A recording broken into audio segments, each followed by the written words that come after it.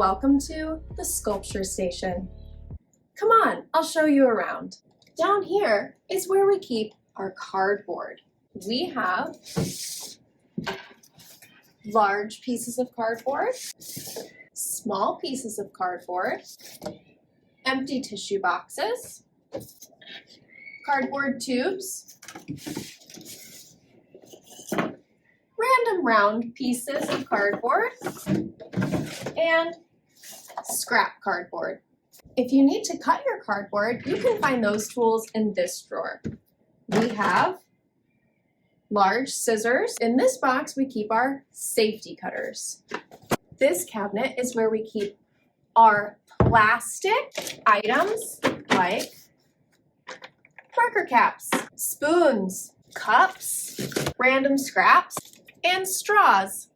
This drawer here is for wire and wire tools. We have wire strands, wire cutters, and some needle nose pliers. We keep some wooden items in here like popsicle sticks and different wood shapes. On the countertop is where we keep our hot glue guns and our hot glue sticks. This is also the surface for hot gluing. This box is where you check the size of your sculpture to make sure it's not too big. In this cabinet, we have all kinds of Ziploc bags in case you have small pieces that you need to save. These shelves are where you keep your sculptures that you're working on and that you haven't finished yet. When I cut, I need to keep my other hand away from the blades of the scissors. I should just use my other hand to hold the cardboard steady. Cardboard is not easy to cut, so sometimes I like to cut a little bit and then snip that off to get it out of the way and then keep cutting. It makes it a little easier. When I get stuck, cut that chunk off and then keep going.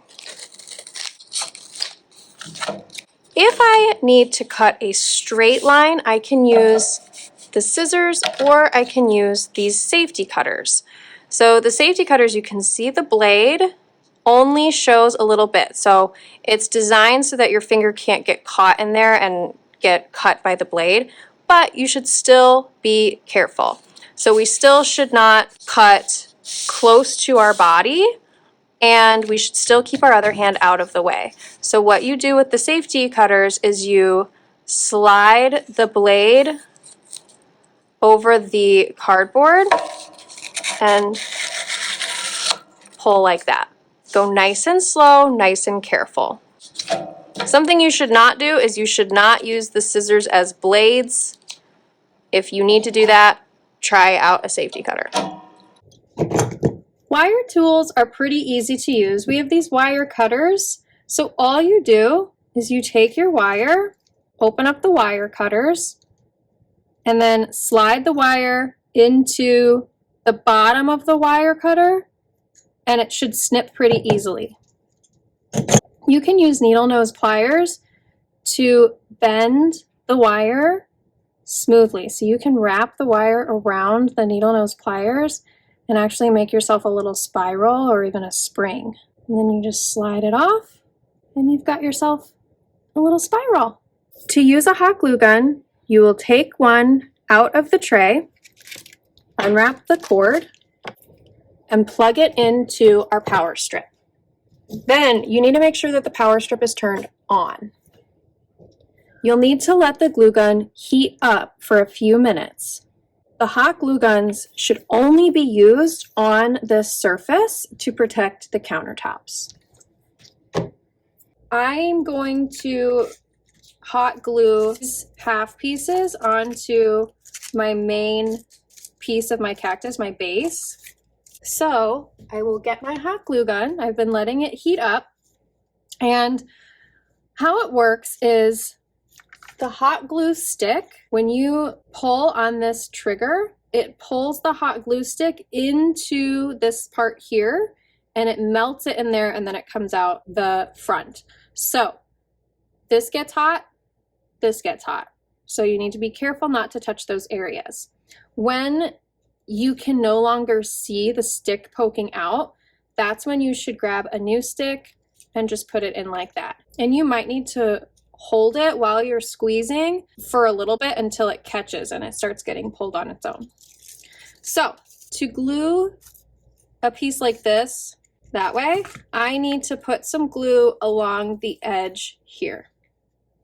So I'm going to gently squeeze the trigger. I do not need a big, thick line of hot glue. Just like with a regular bottle of glue, you don't need a ton.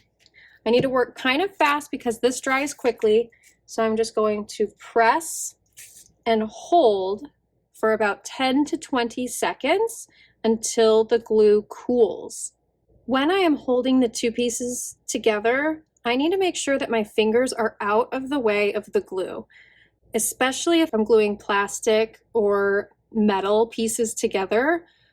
Plastic and metal, you will be able to feel the heat through plastic and metal, so you should not be touching the area that actually has the glue. Now I will glue my second piece.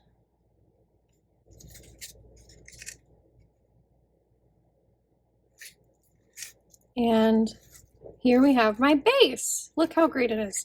Okay. One of my favorite ways to attach two pieces of cardboard together without needing any hot glue is to cut a slit, just a short slit, into one piece and a short slit into the other piece where you are going to attach it.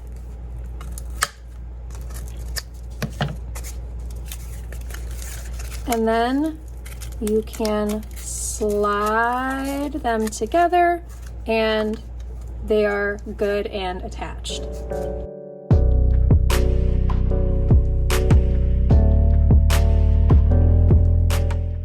Now for cleanup. The first thing you should do is turn off the power strip so the hot glue guns can cool. While those are cooling, you can put everything else away. Safety cutters need to go back in the safety cutter box. Scissors go back in the drawer. My leftover cardboard. If there are pieces that are pretty unusable like these, they should go in the garbage or the recycling. And the rest of the pieces, these can be really useful actually. The rest of the pieces, if they are in pretty good condition, can go in the scrap cardboard tray. If you run out of time in the middle of a project, you need to make sure you get your name and class on your piece. So I like to use a permanent marker and write my name on some tape. So you find the end of the tape, write your name, and then you can just put the piece of tape on your art. And then small pieces that you want to save, you don't want to get lost, you can put in a baggie. And you can do your name on another piece of tape if you want. Don't write your name directly on the baggie because we want to be able to reuse these. And you'll just set these together on the sculpture shelves. The last thing you can do is unplug the hot glue gun and wrap the cord around the handle. Stay away from the top area just in case it's not fully cooled. And put the glue gun back in the tray. So it's nice and neat for the next class.